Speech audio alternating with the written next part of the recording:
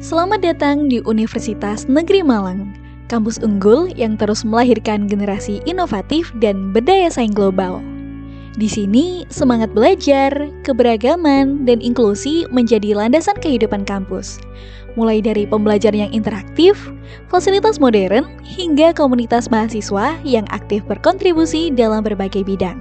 Namun, lebih dari itu, UM juga menjadi rumah bagi semua, tanpa memandang latar belakang, kemampuan, atau keterbatasan.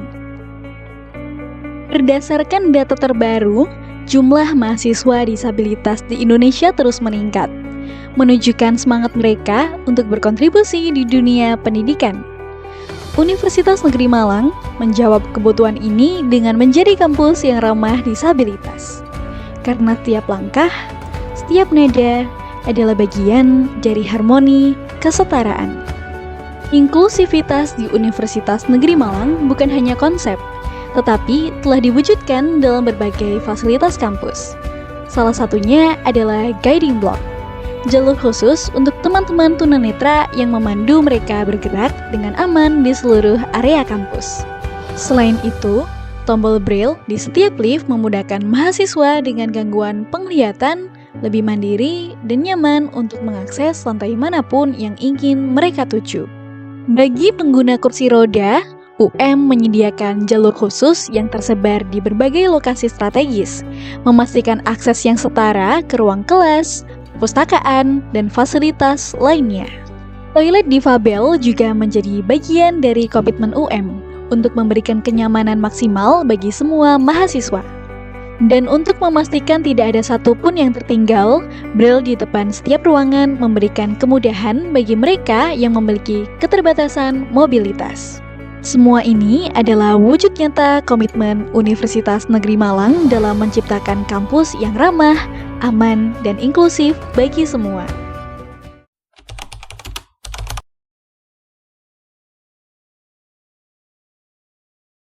Menurutku, pandanganku mengenai mahasiswa disabilitas adalah mereka adalah pribadi yang unik. Meskipun memiliki tantangan yang berbeda dengan kita, namun mereka memiliki potensi yang sangat luar biasa yang mungkin kita sendiri tidak punya. Selain itu juga mahasiswa disabilitas memiliki hak dan kewajiban yang sama, seperti kita tentunya seperti mahasiswa mereka memiliki kesempatan yang sama dan bahkan tidak bisa dipungkiri bahwa mereka mempunyai banyak sekali potensi-potensi yang sangat luar biasa dan hal itu dapat dikembangkan dengan baik seperti itu.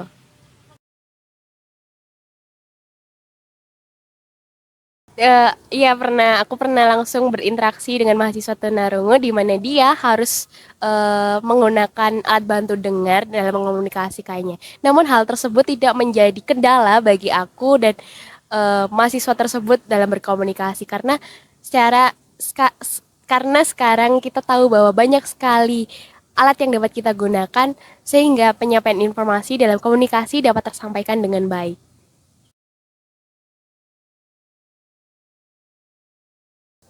Ya, seperti yang aku bilang tadi bahwa mahasiswa disabilitas memiliki hak dan peran yang sama seperti kita. Bukan karena mereka mempunyai kebutuhan khusus dan mereka mempunyai hak istimewa, sehingga pendidikan menjadi tidak setara antara kita dengan mereka. Namun justru adanya mereka dapat membuat kita memotivasi diri kita untuk lebih dan untuk membantu mereka dalam mendapat hak kewajiban yang sama seperti itu.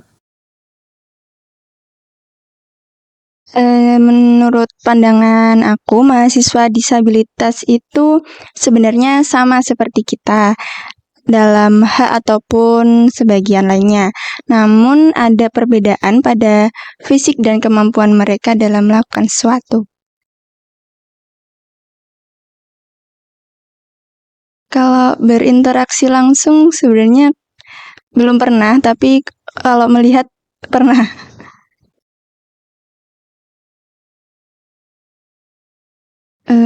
Selain fasilitas pendidikannya juga ada fasilitas yang khusus. Contohnya ada di kamar mandi mungkin, terus di jalan ada jalan yang khusus untuk disabilitas.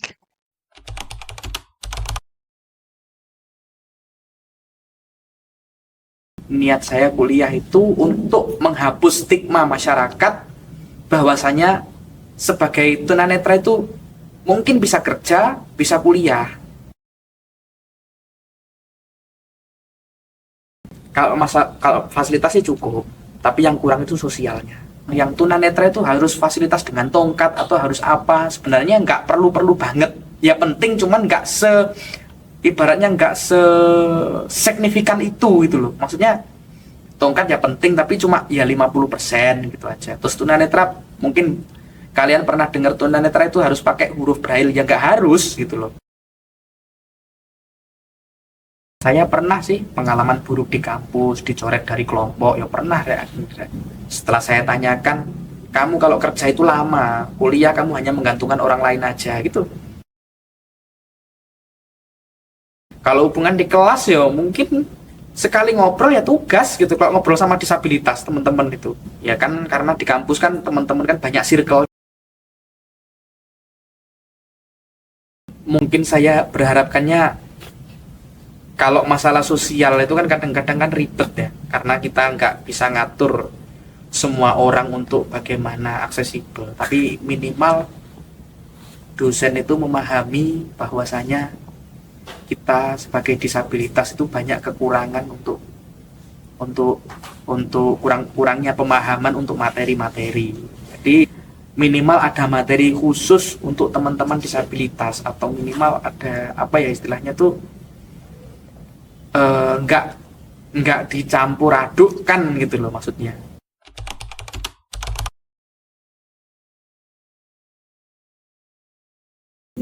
Untuk itu saya melihat dari perspektif saya sendiri, itu peran kampus itu banyak ya, dari segi fasilitas dan juga seperti organisasi-organisasi yang diluncurkan, seperti ada Gempita, itu kan juga untuk mendampingi mahasiswa-mahasiswa yang memiliki keterbatasan. Akses orang yang memakai kursi roda juga udah ada untuk huruf-huruf braille yang ditempel di setiap kelas juga sudah ada. Menurut saya juga sudah bagus. Untuk di PLB sendiri kan ada pelajaran hambatan penglihatan. Nah, itu kalau dia dapat tugas proyek untuk itu, dia juga kesulitan karena kan dia tidak bisa berbicara sama yang tunanetra, karena dia pasti pakai bahasa isyarat. Yang tunanetra tidak bisa melihat.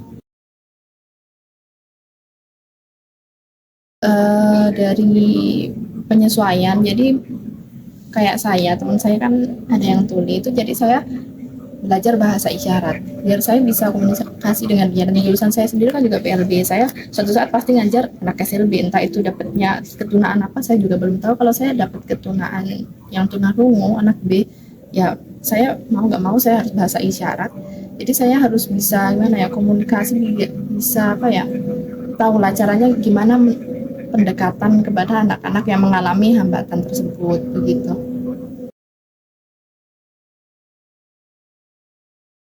Fasilitas, saya berharap kampus ini itu bisa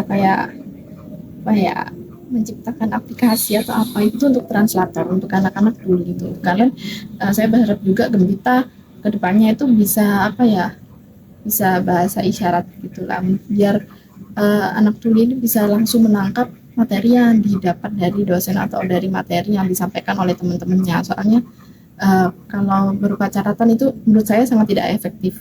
Kemudian yang ketiga, untuk fasilitasnya itu mungkin perlu pembaharuan di jalan untuk kursi roda itu, karena kebanyakan itu miringnya tajam gitu loh, gimana ya.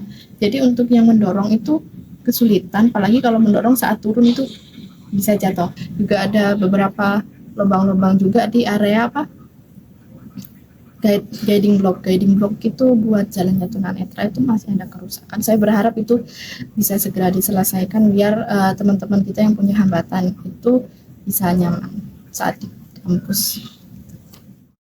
Kita punya kesempatan yang sama. Aku, kamu, kita setara.